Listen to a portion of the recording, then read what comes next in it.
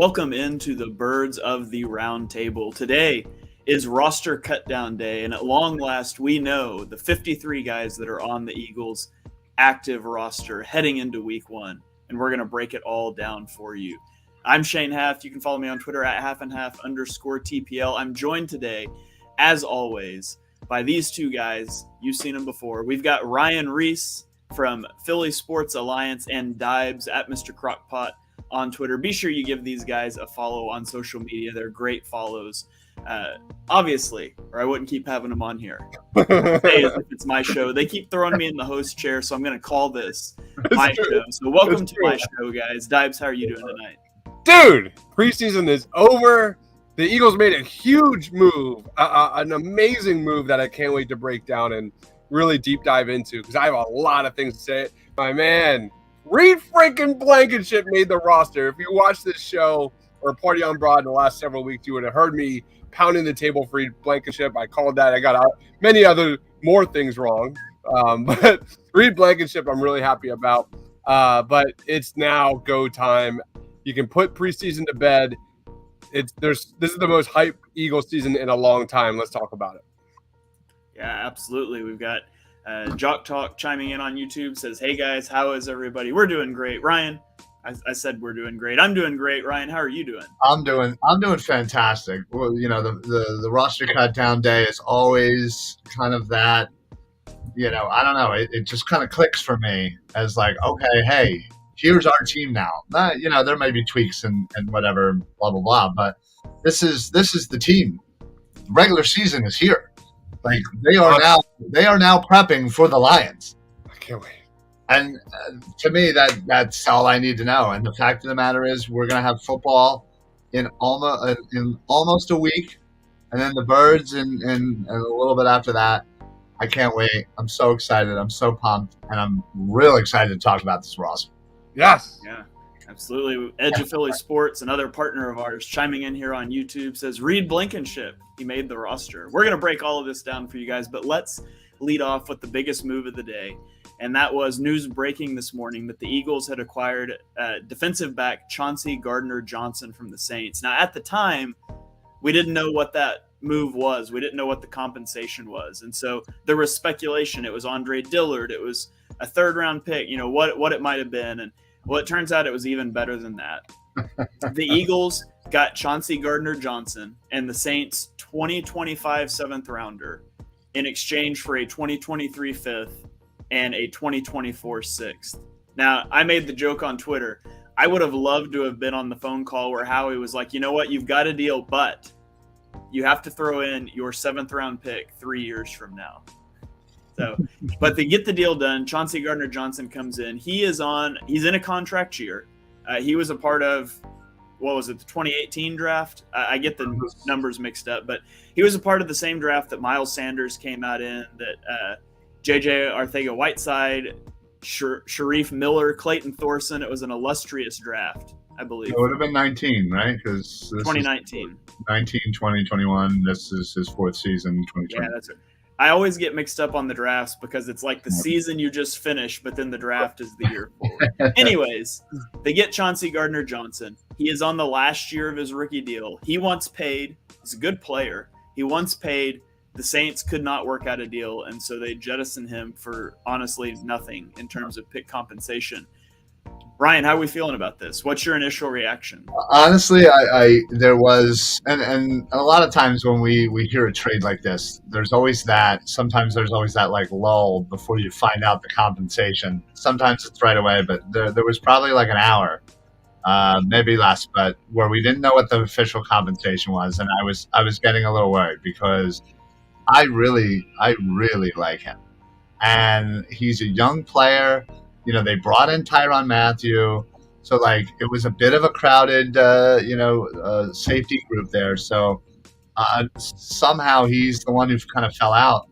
I was expecting a lot more compensation, and the simple fact is that we traded a fifth and a sixth for him and a seventh, and that sixth, was what we got back from essentially JJ, trading J-Jaw. So Howie basically took J-Jaw, traded him to Seattle, for a safety who we ended up trading away, and then using all that compensation, we basically gave up a fifth round pick for Chauncey, Gardner, Johnson, and a seventh. Howie should never be talked bad about in this city ever again. Honestly, yeah. Nobody does. There's not a GM in the NFL that does a better job of fixing messes than Howie Roseman. Right. He may have now, we could have a discussion about why he keeps having to fix messes. Right. So let's just ride the wave. Let's ride the hype right here. Dives, talk to me about Chauncey Gardner Johnson. Hold on. We got. Let's go to some comments real quick. We got Rufus in the house. What's going on, Rufus? Thanks for joining. The Sills pick surprised me over Anderson. Is one of the biggest surprises of the day. We'll be breaking that down in a little bit for sure. Yeah, Shane? There's no comments showing up on my side, so you might have to run the comments tonight. The last one I see is the Edge of Philly Sports one that I threw up earlier. Oh, no, there's a lot of comments. Okay, I'll let you run those tonight because I can't see them for some reason. It's my show now. Switch it up. Jock, what? Jock Talk says how he fleeced the Saints again. I love it.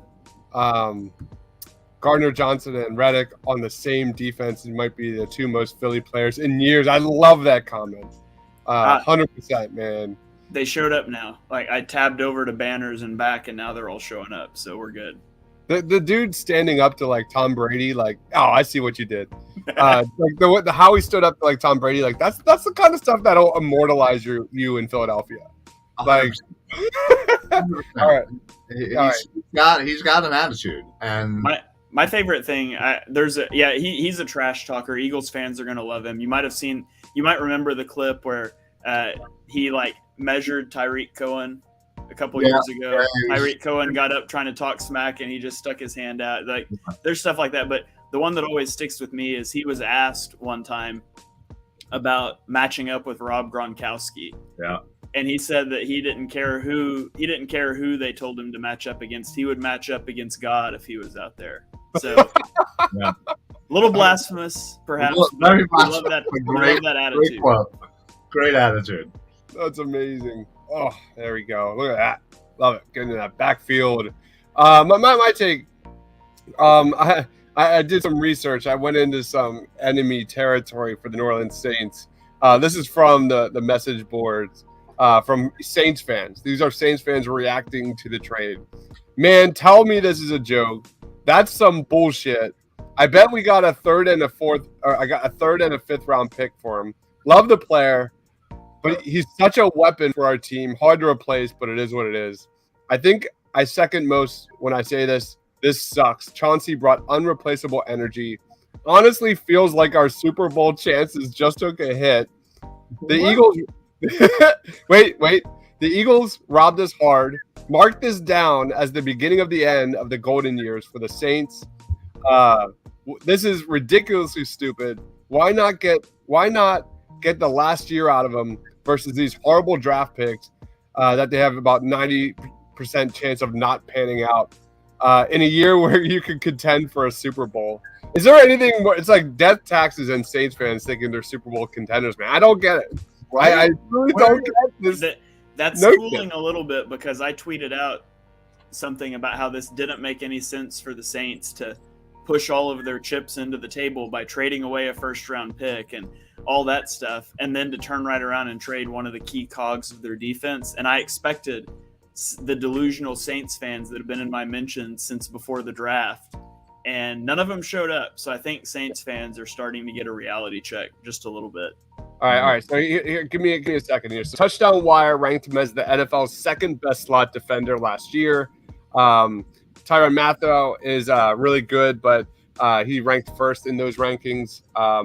In his third year, Gardner Johnson allowed 36 slot catches on 51 targets for 386 yards. Avonte Maddox, the primary slot defender last year, allowed 58 catches on 79 targets for 442 yards. So while Avonte is really good in the slot, I think this is obviously a very good upgrade.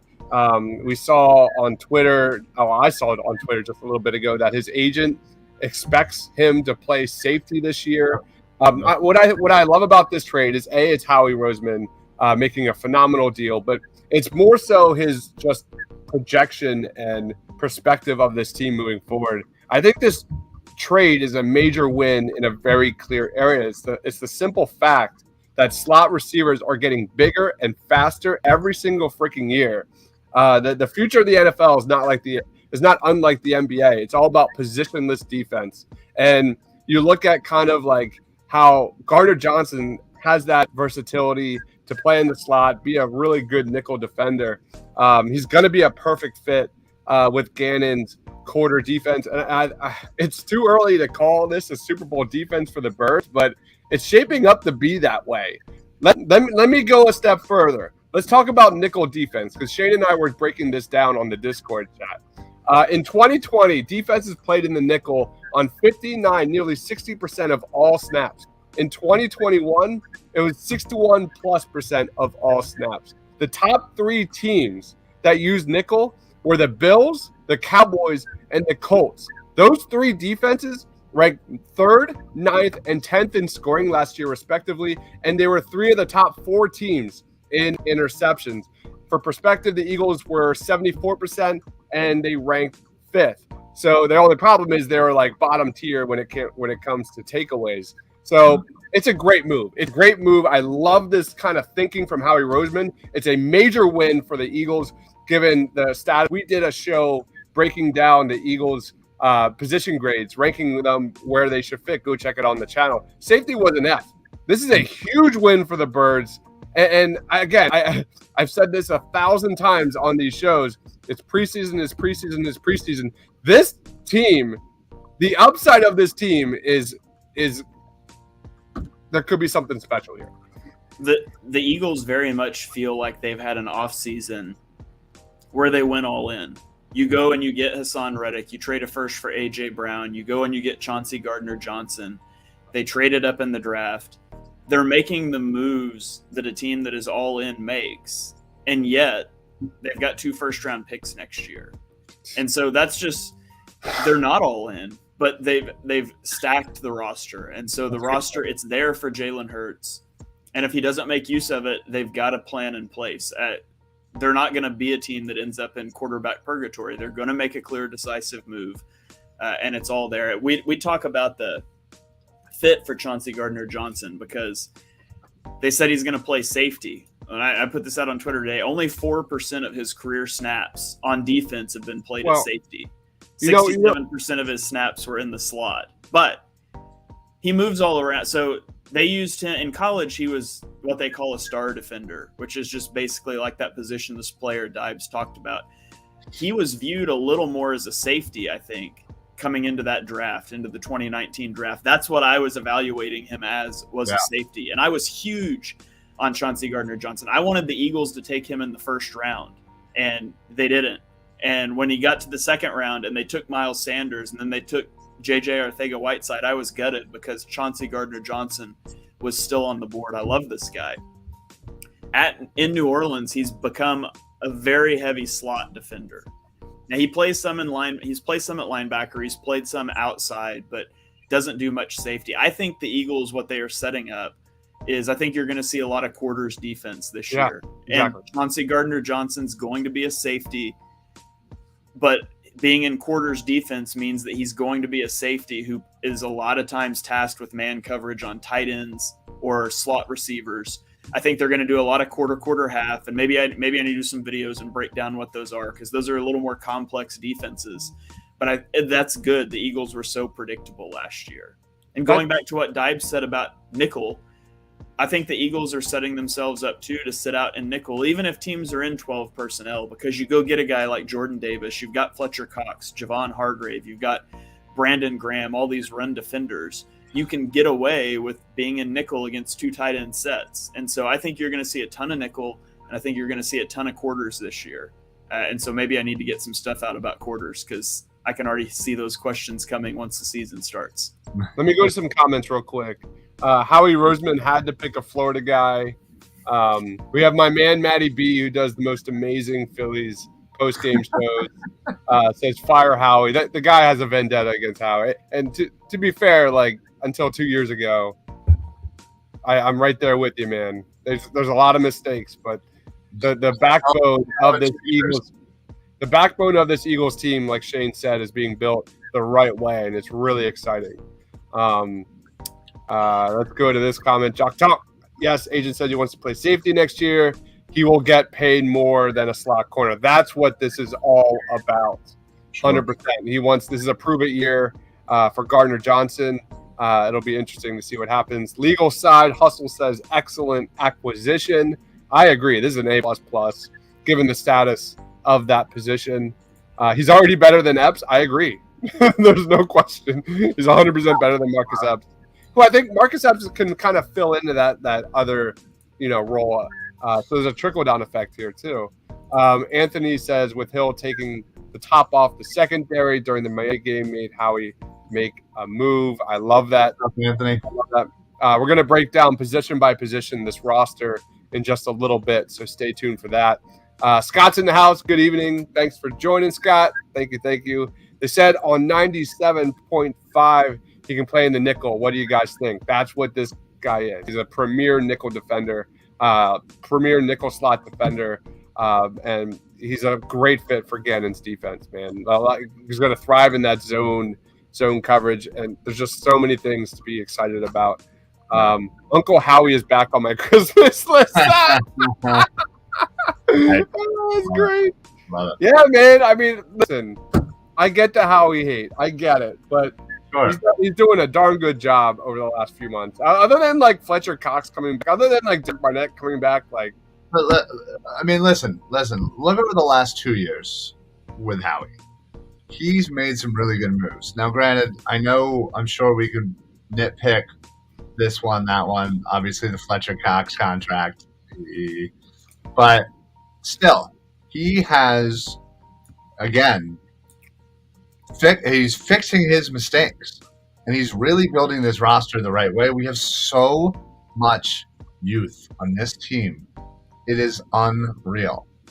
I don't think I can ever remember an Eagles team being this talented and this youthful. Like, if Jalen Hurts comes out and balls out, and we can use those 2 first-round picks for non-quarterback, I don't know how I'm going to handle it. Because one of them would probably even be a good player. Yeah. Well, you're most likely going to have get your Lane Johnson replacement or your Brandon Graham replacement. If Jalen Hurts balls out, sorry Ryan, he's gonna throw those 2 first-round picks. Howie Roseman will throw those 2 first-round picks into like a draft of 2 or 3 years from now and bank on that Manning draft. That is exactly what he's going to do. Oh my God. If the Eagles weren't taking a quarterback, they're 100% taking an offensive tackle and an edge next year, or a defensive tackle. There's no doubt in my mind. Right. So we already know what's going to happen. You get we did it the last year or two. We're getting replacements for all of our old guys. That's what they do, especially on the line. So honestly, I am beyond excited for this team. Safety, as we can all agree, was our worst position. I was watching you guys last night. I told you to keep safety right where it was in the F category. Don't even move it. I wouldn't have even slid it over personally. I would have kept it on the right. But I think now this has to bump it up. Now, I know he's not a traditional safety, but you put 5 DBs out there, they're gonna do their job, and they're gonna be, in their zone. So I don't assume he's gonna seamlessly be a safety. I assume he's a better football player than Anthony Harris or Jaquiski Tart or Kavon Wallace. It's not unlike the NBA. Like the NBA is not defined by point guard, shooting guard, small forward, power forward. So that is dinosaur basketball. It's all about who you can defend, how many positions can you defend, and what you do. Are you a floor spacer? Are you a ball handler? Are you a shot block? Are you a rim protector? That's how positions are made now. And I think the future of the NFL is this positionless hybrid football, especially defensively, that has been 100% trending in the right way with this nickel defense. And Howie's on top of it. So I really respect Howie's job here. Got Jock Talk chimes in on YouTube, says, do you think the Eagles pick up Alex Leatherwood to back up Lane? I do not. Alex Leatherwood is one of the worst first-round picks I've ever seen. Clearly something's going on with this dude. Yeah, he got cut. He got cut after one season of being a first-round pick, and he was so bad at right tackle that they moved him to guard after like 4 games. He's just not a good football player. He was a horrible reach in the first round. I would rather have Jack Driscoll as my backup there, personally. We got Richard in the house saying Bird Gang. What up? Hurts will show a lot of people this year that we will get in the playoffs like last year. Robert says he always makes masks. How he knows how to get out of them, but only one Super Bowl. Right. Patty B says we're crazy, which is true. Yeah, I was going to say, not inaccurate. Why are we crazy? Because we like Chauncey Gardner Johnson? No. I think it's more so about Howie. Yeah. Oh, I mean, it's undeniable that Howie's had a great offseason. It's undeniable that he's done a great job getting the Eagles out of the mess they were in. Now, it's also undeniable he put them in the mess they were in. And it's probable that in a few years they will be back in another mess that he put them Exactly. in. Howie cycle. So, undoubtedly, he kicks the can during this next offseason for God knows who, and we're dealing with the dead money, in 3 years. So, no, to be fair though, like we haven't. We haven't. Says, what have we won this season? I'll tell you. Well, what we've won this season is the same amount of games as the Bills, the Chiefs, any other team you want. The Buccaneers. We've won the same amount of games they have all combined. So, I don't know what we're talking about. Like, Chauncey Gardner Johnson's a good addition, along with a lot of other additions. And hold up, nobody here is saying we're Super Bowl contenders. Oh. Absolutely nobody. We're not delusional Saints fans. No, you're not going to get this, Matty B. So just put that to rest right now. Yeah. I won't allow it. No, but what we are excited about and what we are saying is we're seeing the progression of this team through the past couple of off seasons, that they have a lot of youth on their side, and there's a lot of question marks. But man, if some of those boxes get checked off, this team could be a perennial playoff NFC championship type team. Matty B says, "Isn't that the goal?" Did you watch the Eagles during the Doug Peterson years? At the very end there, this team was dead to rights. This team had zero optimism, zero hope. They had zero young prospects.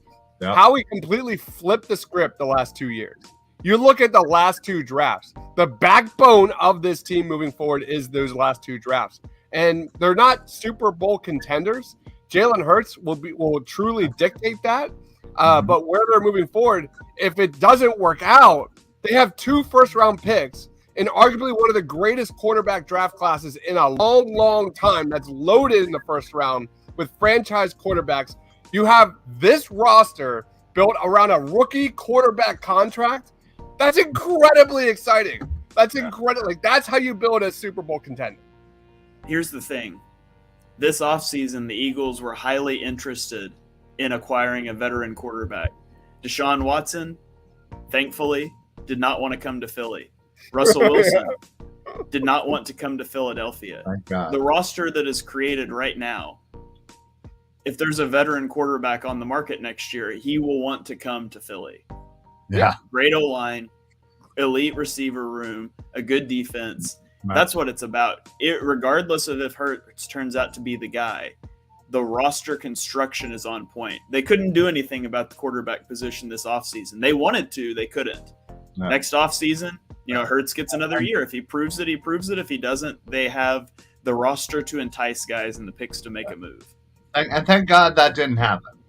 As much as we'd all love Russell Wilson here, but I would much rather be in the situation where we're at, where we need, obviously need to see a progression of Hurts. But if that doesn't work out, we have the ammunition to go get a guy and continue to not pay $45 million to a quarterback that's going to completely change the direction of this overall roster. So even if Hurts isn't the guy, we're not paying him much. If we go ahead and draft a rookie next year, we're not going to be paying him much either. So we're going to have that flexibility to maneuver the roster and pray to God that this, rookie is going to be the guy. So we really just, honestly, we're building everything around it, and we just need to solidify our answer at quarterback, whether that be Hurts or a rookie. And that's where like my skepticism about Jalen Hurts begins and ends, because I think Jalen Hurts is 50-50 if he's the guy or not. Yeah. I think he's going to be a great NFL quarterback. The question is he a bona fide Super Bowl winning quarterback? Because I don't think there's any question if he's a solid quarterback. I think he's going to be in the league for a very long time, as I've said many times. But the skepticism comes in, like you said, Ryan, that next contract. Mm-hmm. Can he prove that he's a quarterback you win because of?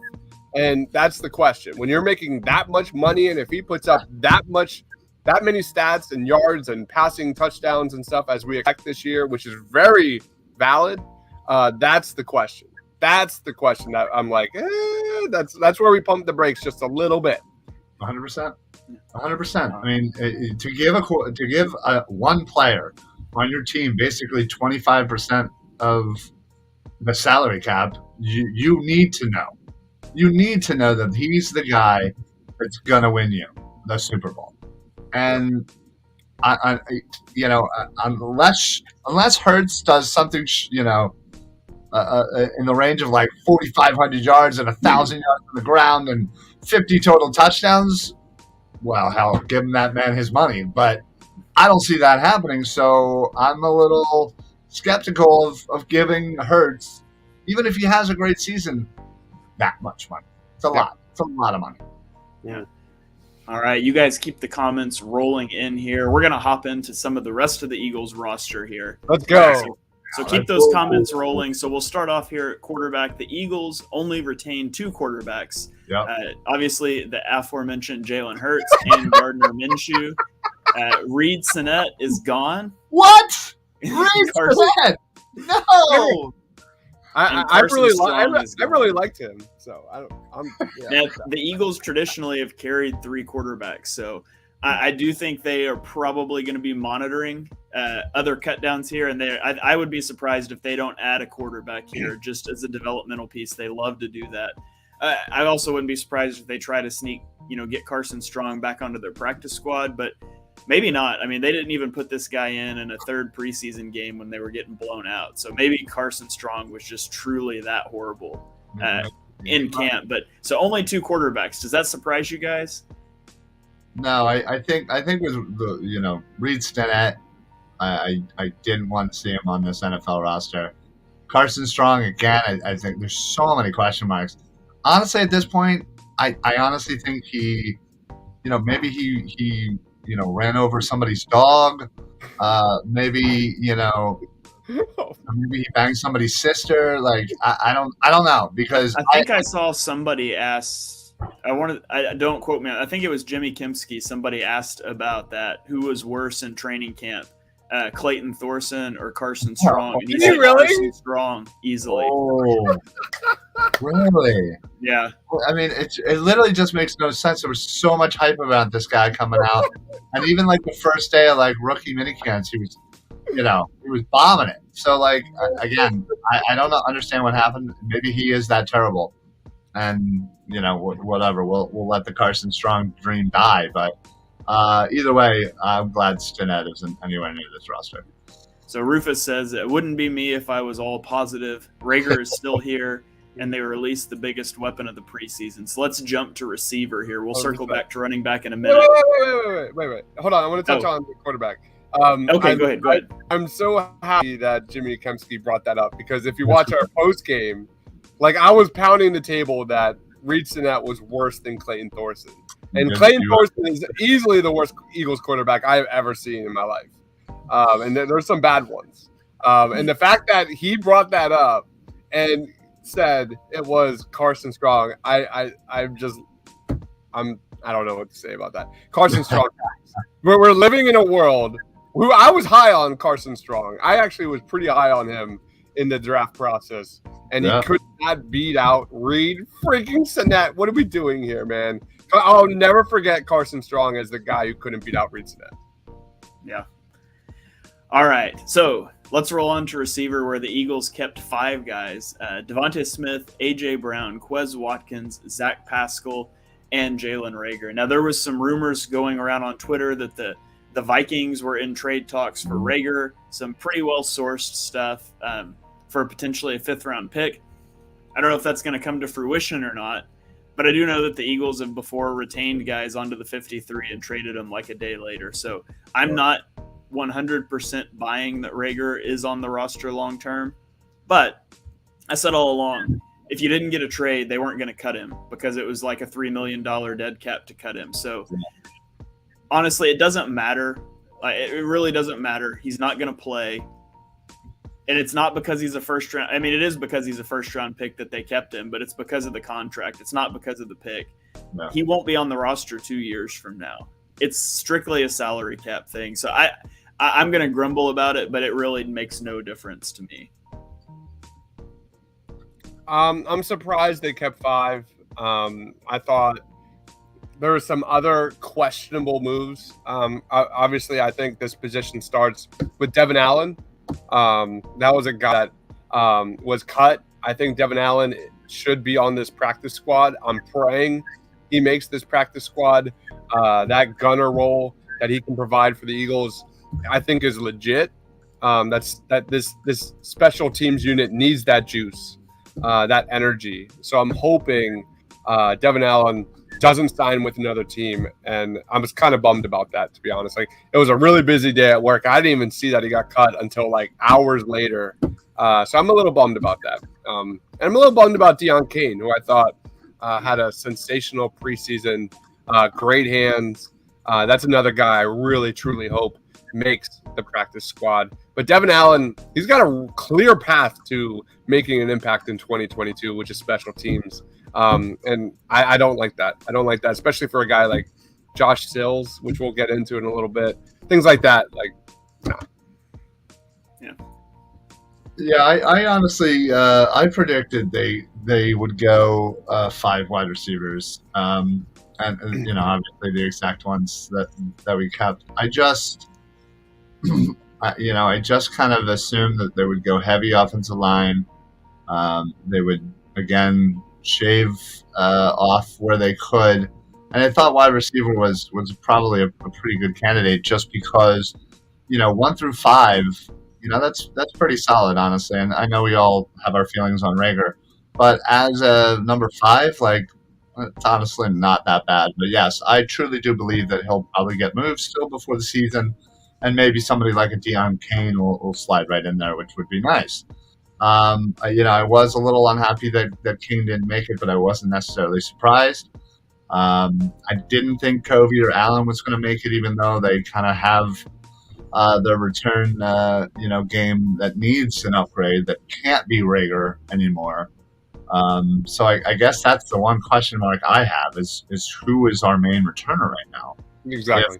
If Reagor is still on this team, and if we just got rid of, the 2 fastest people on the team. So, I guess that's my only downside of keeping those 5. Yeah, the return game will be something. I just think the Eagles don't care about it. Clearly, because it was a very last year, and very few kicks are being returned anymore. Punt. I just don't think they care that much about the return game, to be honest with you. Yeah. Okay, so hop to running back. Running back was real predictable. We pretty well knew this already, but there's 3 running backs on the roster: Miles Sanders, Kenny Gainwell, Boston Scott, with probably a move coming at running back. Given Miles Sanders' durability issues, I don't think you just carry 3. And, they notably lack kind of a downhill runner, a power back sort of guy. So I think they're going to be searching the waiver wires there. What do you guys think about the running backs? Is that kind of pretty well what you expected? Yeah, I mean, honestly, there was no one else that was really in contention. Huntley was a nice story and all, but Yeah, I mean, again, I don't see how you need that many running backs on your squad. Yeah, Miles Sanders is health concerns are one thing, but also every year, predictably, many decent running backs get released during this time. I mean, Sonny Michel, Tevin Coleman, um, Kenyon Drake. Drake, Marlon Mack just got released too. I mean, obviously there's that Indianapolis connection with Sirianni, so wouldn't be surprised there. But Yeah. yeah, I think they did that again because they probably knew that there was going to be some options that they could maneuver in the next few days to maybe add somebody. I don't see necessarily Gainwell or Scott, not being on the team. I just think they'll try to throw a fourth one in there at some point. No, I agree. Jordan Howard is still out there. They're going to add to this roster for sure eventually. Like, it might not be, like I said many times, it's not going to be, week one, but they're going to, at some point this season add a bigger back. At some point, I'm really excited about Gainwell. I think he's due for a huge year, not just because I picked him on my fantasy squad last year, maybe a little bit. But for me, I think Kenny Gainwell is going to fly in this high tempo, much more balanced offense this year. He fits it perfectly. Now, he didn't have a good training camp. He did not have a good preseason. So he still has a lot to prove, especially on the ground. But I think Kenny Gainwell has everything you want to take that next step forward. And this is coming from someone who is not a Miles Sanders guy.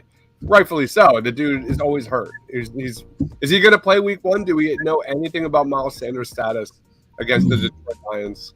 Probably like 10 snaps. I've heard nothing. I've literally just been hearing day to day.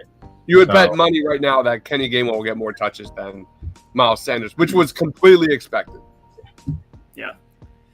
All right, let's roll on to tight end. The Eagles also had 3 tight ends make the roster. I don't think any of this was a surprise either. Dallas Goedert, the rookie Grant Calcaterra, and Jack Stoll. So Noah Togiai does not make the roster, and obviously they've got Tyree Jackson still on injured reserve. We had on our over-under show, one of them was who is going to get more snaps at tight end. Is it going to be Stoll or Calcaterra? You've got the blocker and the receiving threat. It'll be interesting to see how that plays out. But, Dallas Goedert, as we decided on the tier show yesterday, Dibes and I, he is a top 6 tight end. We can't call him a top 5 tight end, but he's a top 6 tight end in the NFL with shaky depth behind. But what do you guys think about the tight end position? I think it's really good. I think it's very strong. It's very top heavy. Obviously, Calcaterra has a lot to prove. He still only played 1 preseason game. He still missed the bulk of training camp. I like the couple catches he had there.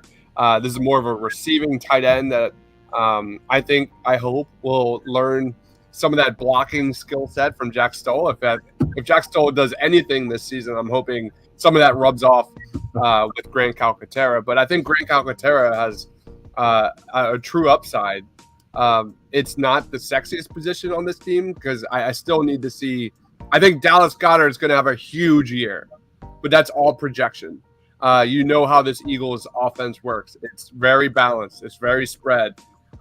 We know it works, especially with this offensive line pounding the rock. Will they be a more pass attack offense in 2022? I think so, but we don't yet. Where are those targets going? A.J. Brown, Devontae Smith, who's going to be going up against the CB2s, the slot defenders. He's going to be a mismatch nightmare for opposing defenses. Yeah, I'm talking myself out of taking Dallas Goedert in last night's fantasy dream. Here we are. Yeah, we've got Rufus chimes in that Grant Calcaterra's concussion issues scare me, but he could be good. I mean, yeah, and that's why he was there. There's concerns there with injuries, but fortunately, he's not being relied upon. So it's kind of a low risk thing for me there. Yeah, And they've always got Richard Rodgers. They can always bring Richard Rodgers back. No, I think that dude lives right next to the link, and they just send him a text message in like week 11 when they're like, "Hey, we're down to one tight end. Will you come suit up?" And he's like, "Sure." Is my locker still there? And they're like, "Yeah, you're still here." Is he bunking with Minshew and that man? He might be, yeah. Yeah, jeez. I feel like we do this to ourselves all the time. You mentioned Jordan Howard. Jordan Howard's literally been on this team 17 times. It's the same thing. It's like, oh, well, we need this. Hey, can you come back and play? You know what the system here. Come on. No, as far as tight ends, yeah, I mean, obviously Dallas Goedert is great. I'm hoping this is his, what I'd like to call his Ertz year, where he kind of just, we've been waiting for the breakout, and this is the year it comes, and he just lights the league on fire. I would love that, nothing more than that. After that, yeah, it's a little scary. Anybody who knows me, I am not a fan of Stoll. You can block shoplifters over at Walmart for all I care. It does nothing for me. That's just me. Whatever. I would love nothing more than a vet tight end 2 in here while Calcaterra kind of learns, under these, Goddard and said vet tight end personally. And not a vet as in Richard Rodgers, like someone with actual talent. But yeah, I mean, this is probably my, this is definitely my least favorite position group outside of safety. But let me share something with you here, Ryan. Fortunately for us, there is a vet safety that's available because the Seattle Seahawks did release. That's incorrect. They released tight end JJ Arcega-Whiteside. Oh man, yeah, we should pick him up and trade him for a 7th rounder somewhere, and use that to go get I don't know, Darren Waller or something. Like, how we do your magic. Hold up. This is the best comment right here. Rufus is coming in hot with the Rudy reference. Richard Rodgers is the guy sweeping the link, telling Grant about all the games he watched from the bench in Rudy. He does the thing at the very end and walks off the field when Grant Calcaterra catches a touchdown or something. Oh my God! Rufus, we just became best friends. All right, let's roll on to the offensive line here. Where the Eagles kept 10, they went heavy on the offensive line with one huge surprise, in my opinion. So their starting 5 will be Jordan Mailata, Landon Dickerson, Jason Kelsey, Isaac Seumalo, and Lane Johnson. And then they keep Andre Dillard, Cam Jurgens, Jack Driscoll, and Sua Opeta. I think that's what people expected. And then the surprising was UDFA Josh Sills made the roster. So that came out of nowhere. I didn't have him making the 53 anywhere. So the Eagles obviously saw something there. I will not question Jeff Stoutland's offensive eye. So Josh Sills, let's do it. I'm all about it now. Yeah, he's the next Milana. Yeah, I can't argue that. That's exactly what I was going to say, Shane. I had Jack Anderson making this, but they're both versatile guys that can play multiple positions on the offensive line. That's what we know. That's the Eagles' bread and butter is like offensive, defensive line versatility. Like if you can play multiple spots there, and that's now kind of slowly going into their spots, especially defensively. So I'm okay with it.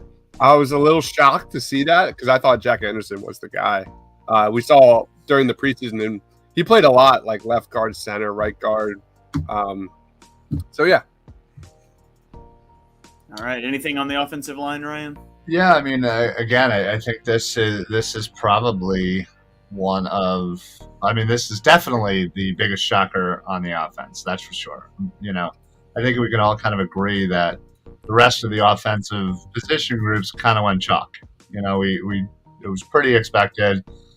We knew exactly who was. Yeah, there might have been this guy, there might have been that guy, but all in all, it pretty much went how we all kind of assumed. Yeah, I mean, this definitely was a little bit strange, but again, we're talking about a 9th or a 10th offensive lineman here, and I think you said it perfectly. Stoutland, we trust. Period.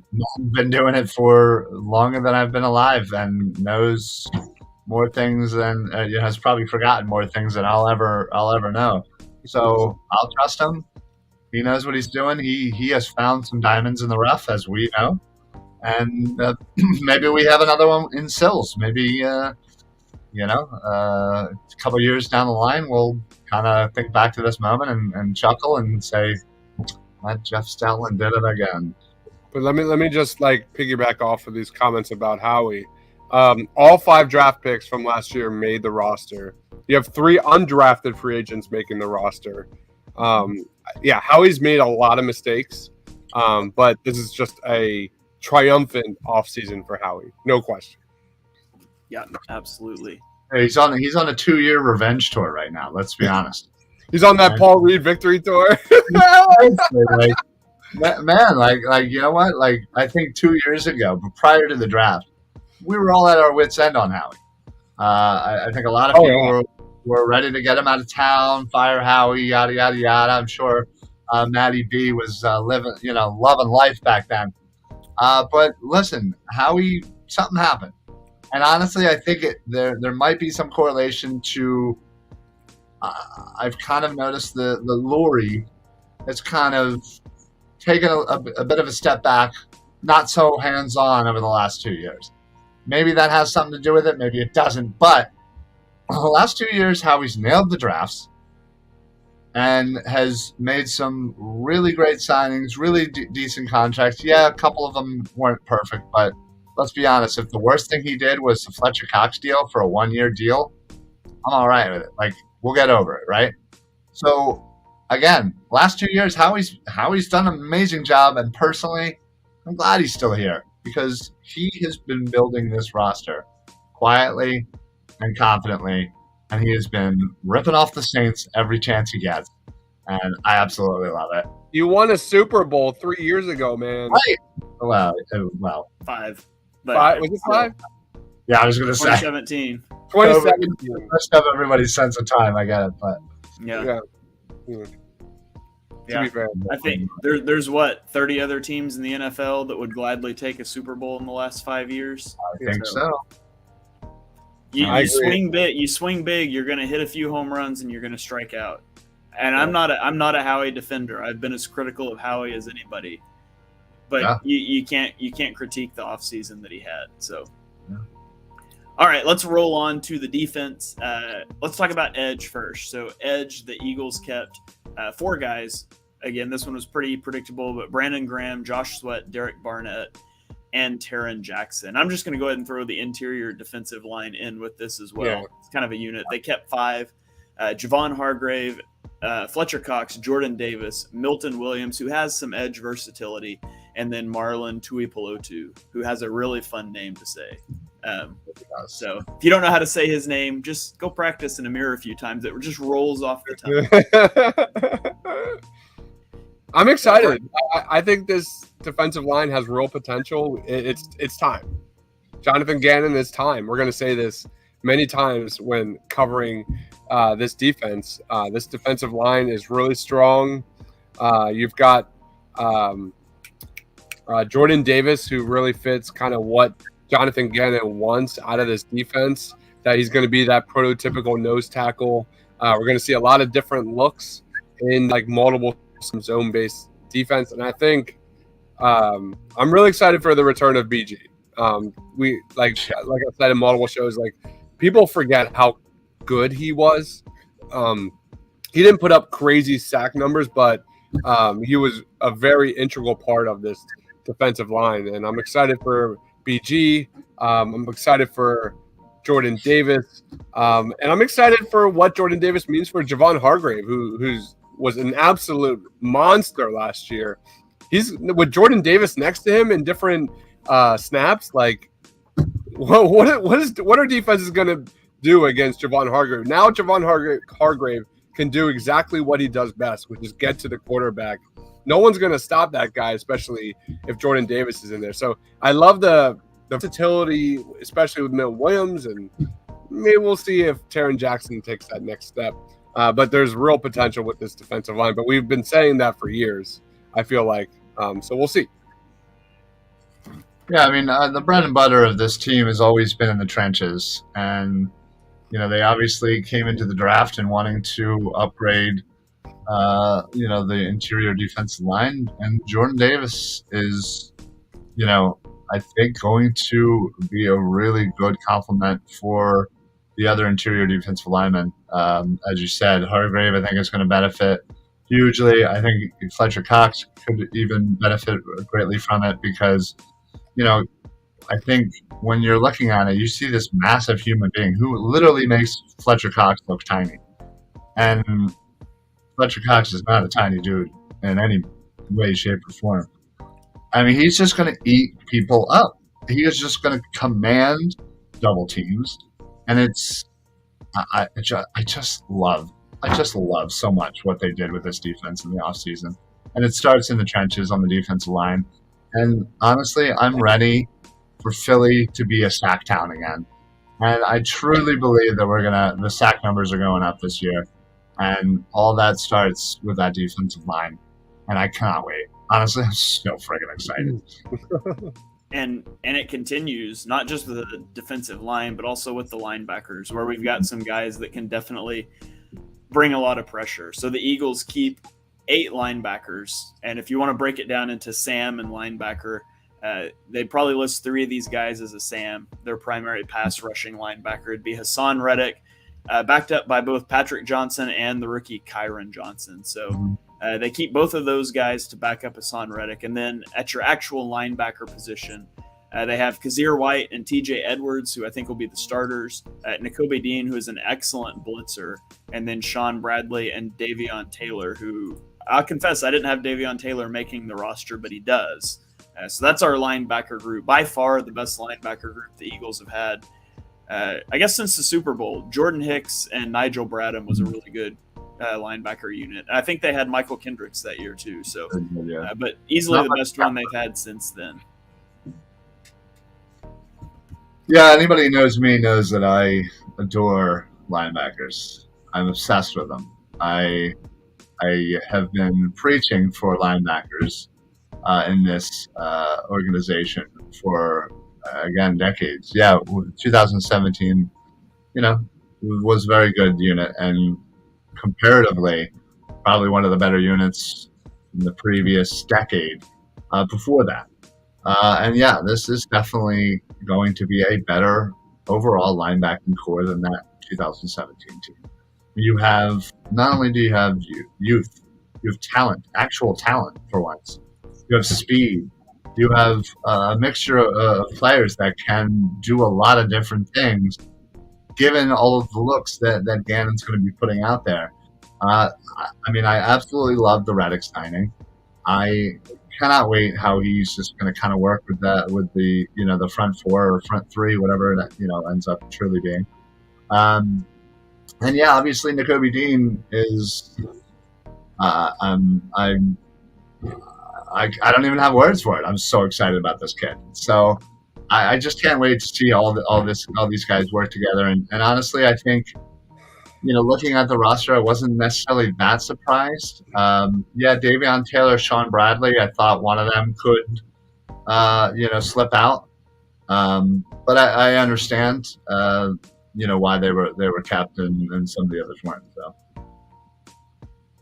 Yeah, when it comes to linebackers, like the first thing I think of are the stats against the Eagles against great quarterbacks.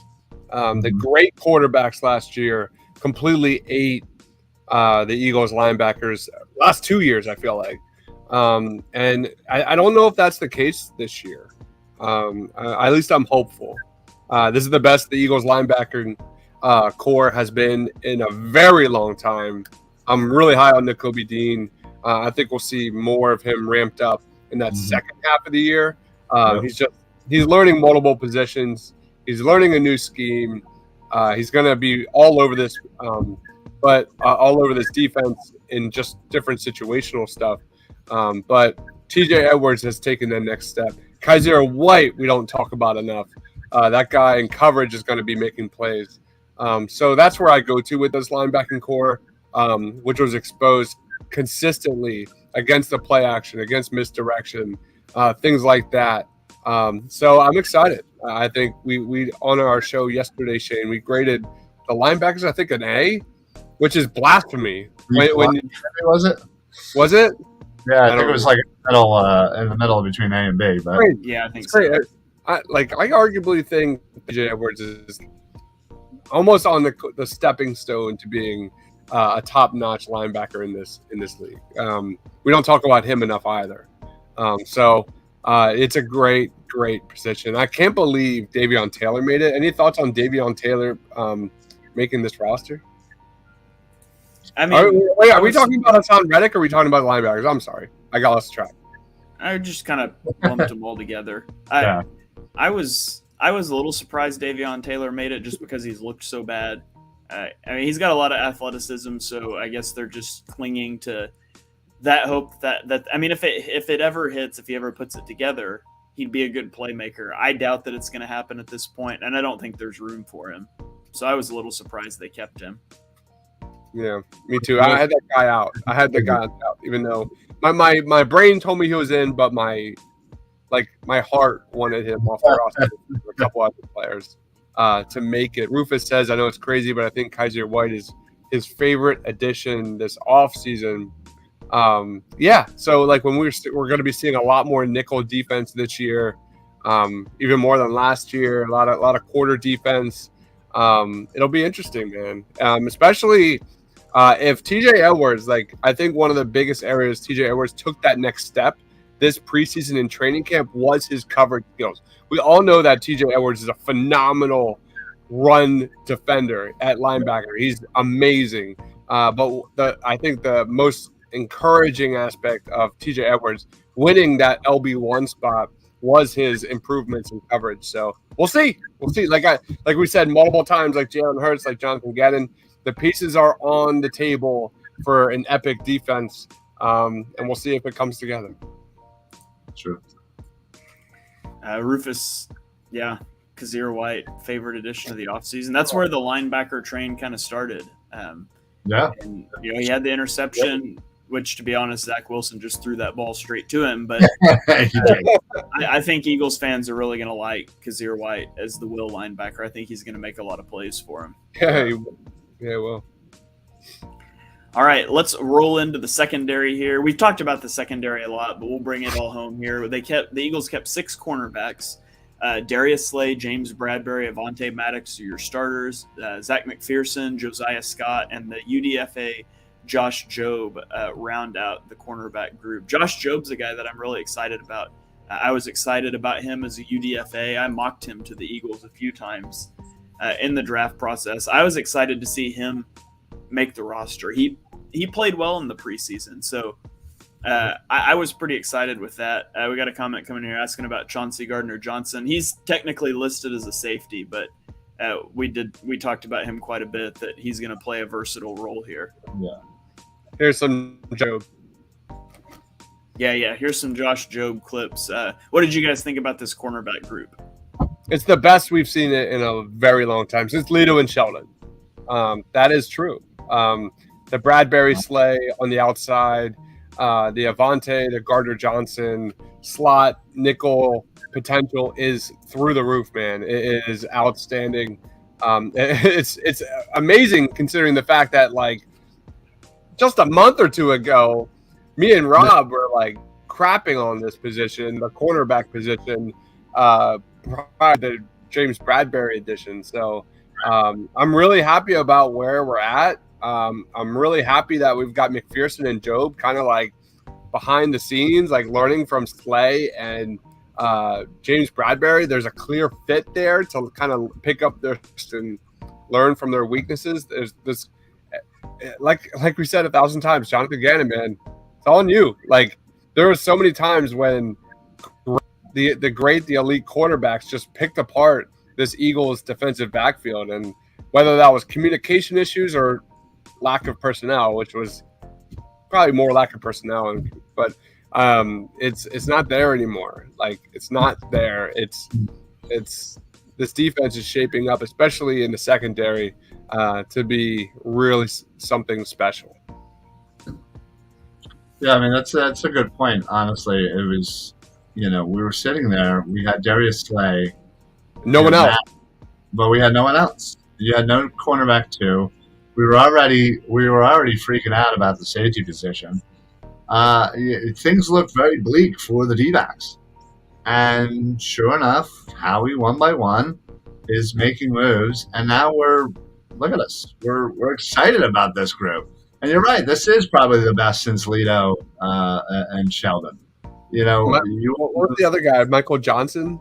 The safety. Remember his name? Yeah, it was Michael something. I don't think it was Johnson.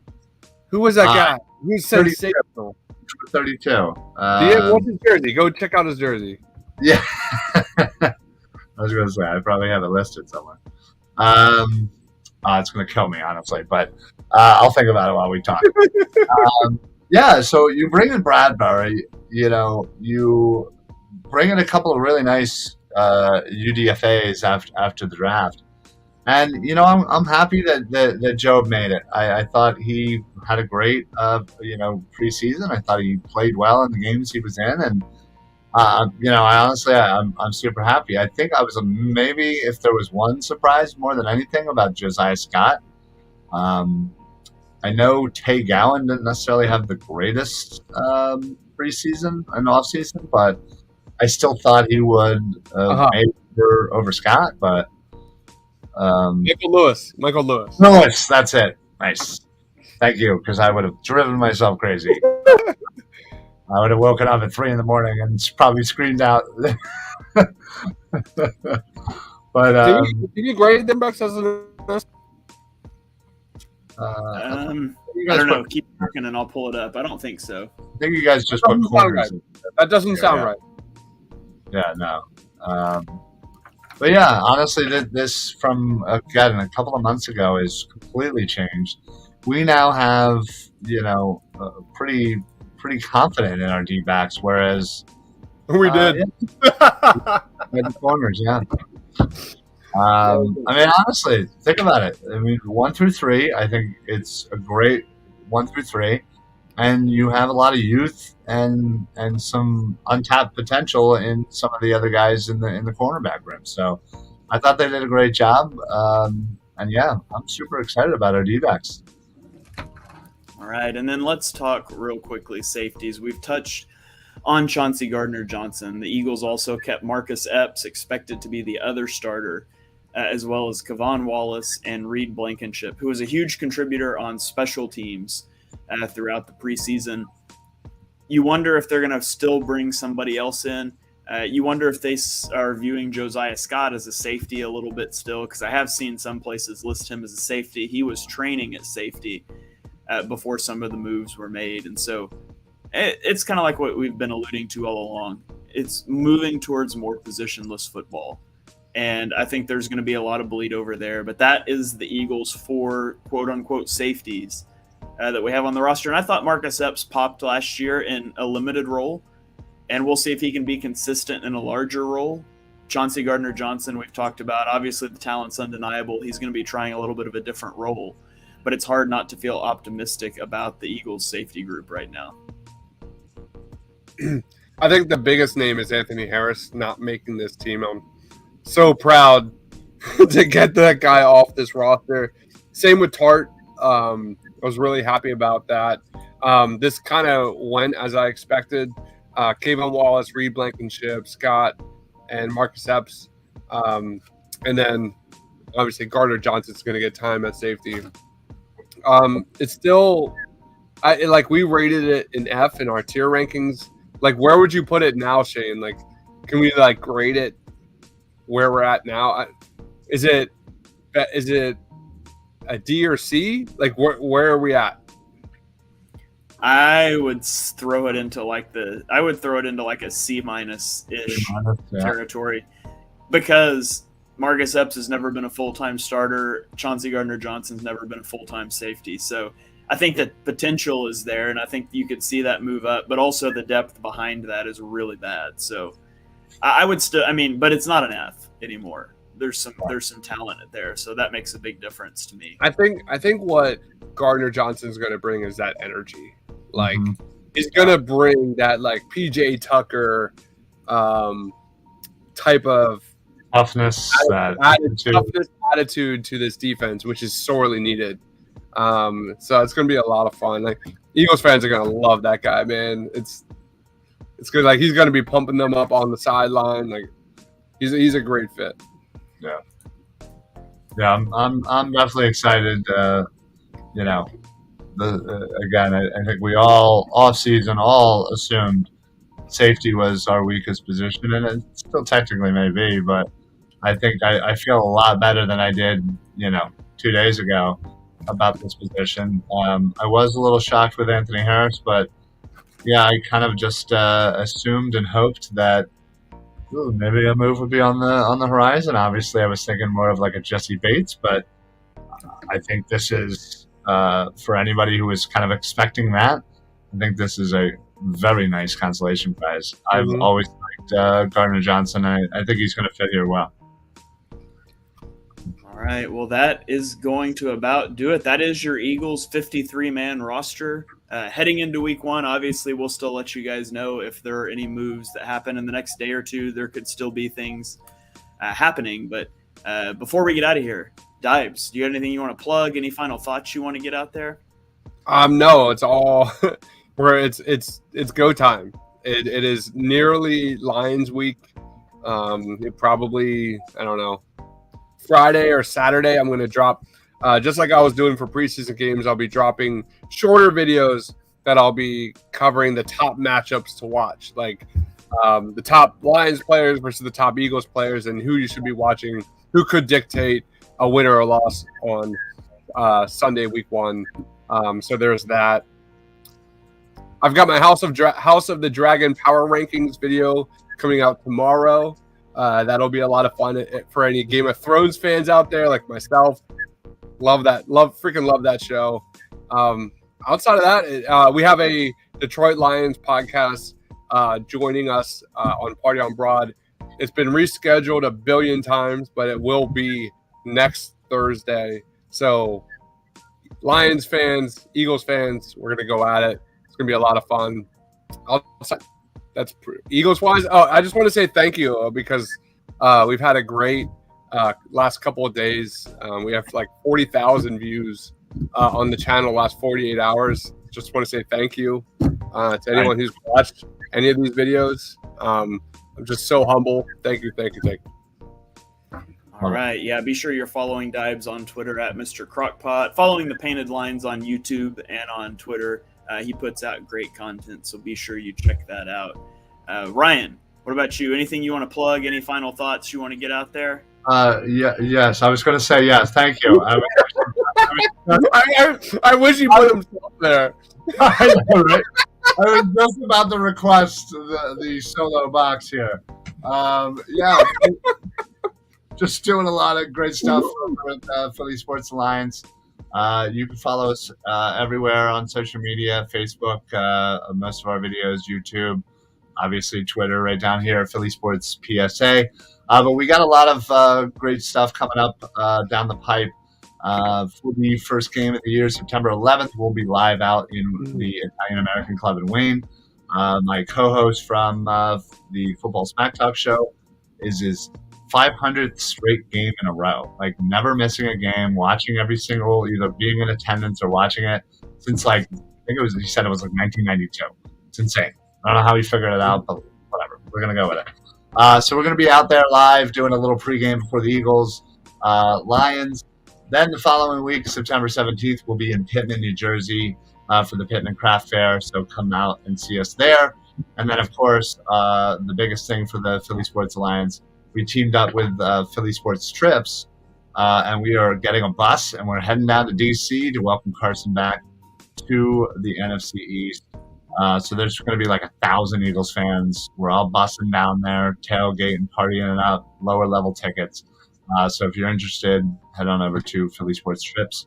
We'll let them know that Philly Sports Alliance brought you there. All right. Be sure you're following Ryan on Twitter. Be sure you're following Philly Sports Alliance. Check out their YouTube as well. A lot of great content coming out there. I'm taking my top left corner spot back.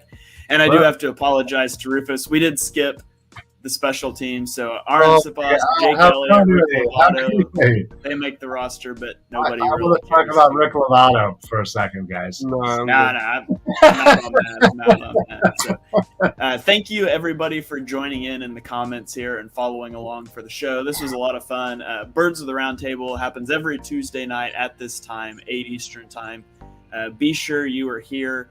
Dives, myself, Ryan are here weekly. We pull in some guests just to talk Eagles. We're going to start next week.